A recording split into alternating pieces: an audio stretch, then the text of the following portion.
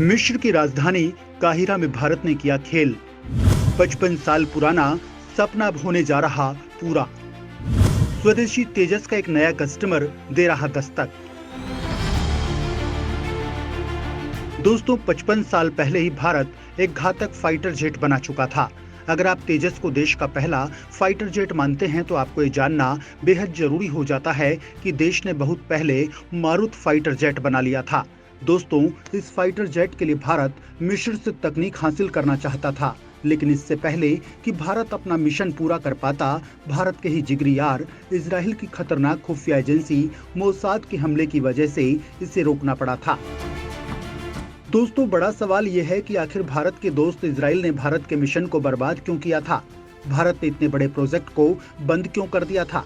तो दोस्तों, इस बारे में हम आपको सब कुछ बताने वाले हैं, लेकिन इससे पहले आपको ये जानना बेहद जरूरी है कि मौजूदा हालत को देखते हुए भारत ये जान चुका है कि हथियारों के मामले में आत्मनिर्भर होना बेहद जरूरी है, क्योंकि जिस तरह से हथियारों के दम पर चीन जैसे देश दुनिया को अपनी धौंस दिखाने की कोशिश कर रहे हैं, उसे जवाब देने के लिए भारत को ताकतवर होना बहुत जरूरी है। इसीलिए प्रधानमंत्री मोदी ने रक्षा क्षेत्र में मेक इन इंडिया मिशन को लॉन्च किया था। आज मेक इन इंडिया पूरी दुनिया को अपनी ताकत दिखा रहा है। भारत रक्षा व्यापार में उतर चुका है। भारत के पास फाइटर जेट बनाने की स्वदेशी तकनीक है। मिसाइल तकनीक में भारत का लोहा पूरी दुनिया मानती है। इसके अलावा भारत ने ऐसे हथियार स्वदेशी तकनीक से बना लिए हैं जिनका जवाब पूरी दुनिया में किसी के पास नहीं है। INS विक्रांत ने पूरी दुनिया को ये मानने के लिए मजबूर कर दिया कि भारत जो ठान लेता है उसे पूरा करके मानता है। दोस्तों, मेक इन इंडिया की वजह से आज देश की सेना बहुत ज्यादा मजबूत हो चुकी है। इसके अलावा चीन के विकल्प रूप में दुनिया के तमाम देश भारत से हथियार खरीदने को बेताब हैं। इसकी सबसे बड़ी वजह यह है कि भारत के हथियार बेहद ताकतवर, सस्ते और भरोसेमंद हैं। इसके अलावा भारत उनके मेंटेनेंस की भी जिम्मेदारी लेता है, जबकि चीन जैसे देश मेंटेनेंस में आनाकानी करते हैं।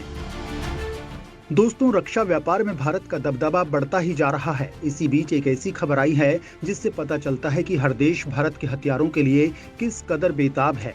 सवाल उठता है कि आखिर किस देश ने भारत के हथियारों की डिमांड रखी है? भारत का 55 साल पहले का सपना पूरा होने की उम्मीद क्यों है? दोस्तों, इस बारे में पूरी डिटेल हम आपको देने वाले हैं, तो ध्यान से इस वीडियो को देखिए। भारत के तेजस की दुनिया में मची है धूम। आधा दर्जन से ज्यादा देश खड़े हैं कतार में। स्वदेशी जेट की मिल रही मुंहमांगी कीमत।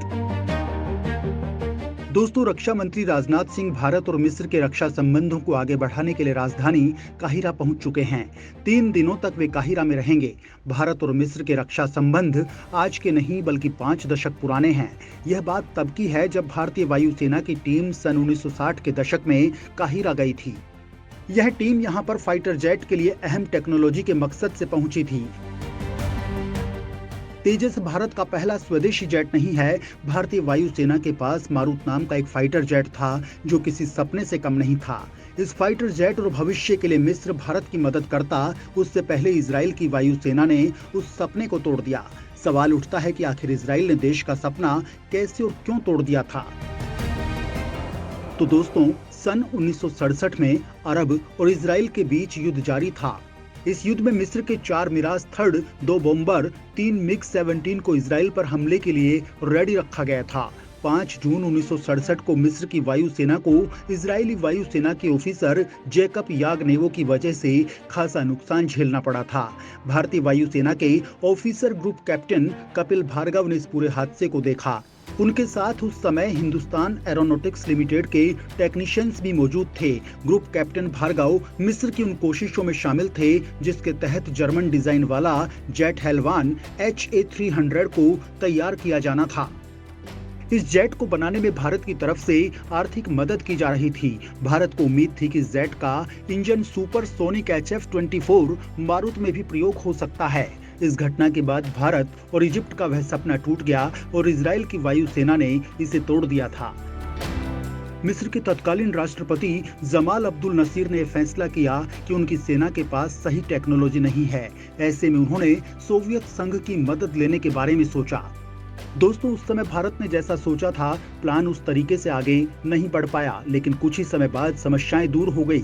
इसके बाद ग्रुप कैप्टन भार्गव ने अक्टूबर 1964 में हेलवान में पहली उड़ान भरी। इसके 1 साल 6 दिनों तक जंग चलती रही। इंजीनियर्स जिन्होंने E-300 इंजन पर काम किया, उन्होंने इजराइल की इंटेलिजेंस एजेंसी इंजीनियर्स जिन्होंने E-300 इंजन पर काम किया, उनको इजराइल की इंटेलिजेंस एजेंसी मोसाद ने निशाना बनाया। जो बच गए वो बचकर भाग निकले। इसके बाद 4 प्रोटोटाइप E-300 इंजन तैयार किए गए। इन्हें कई घंटे तक टेस्ट से गुजारा गया। कुछ एयर टेस्टिंग भी की गई। जैसे जैसे प्रोजेक्ट आगे बढ़ता गया, भारत को समझ आ गया कि मिस्र मारूत को खरीदना नहीं चाहता है। आखिर में जब भार्गव का धैर्य जवाब दे गया और पैसे खत्म हो गए, तो उन्होंने सन 1969 में इस प्रोजेक्ट को ही खत्म कर दिया। दोस्तों, 55 साल बाद भारत के रक्षा मंत्री राजनाथ सिंह मिस्र की राजधानी काहिरा पहुंचे हैं और भारत और मिस्र के बीच एक बड़ी डील होने की संभावना है। सवाल उठता है कि आखिर मिस्र भारत से किस बात के लिए डील करना चाहता है, भारत के किस हथियार की डिमांड मिस्र करने वाला है। तो दोस्तों, 55 साल बाद राजनाथ सिंह जब काहिरा पहुंचे हैं, तो माना जा रहा है कि वे ऐसा ही सहयोग वापस से शुरू कर सकते हैं, जिसके तहत मिस्र और भारत जेट इंजन की टेक्नोलॉजी डेवलप करने में आपसी सहयोग करेंगे।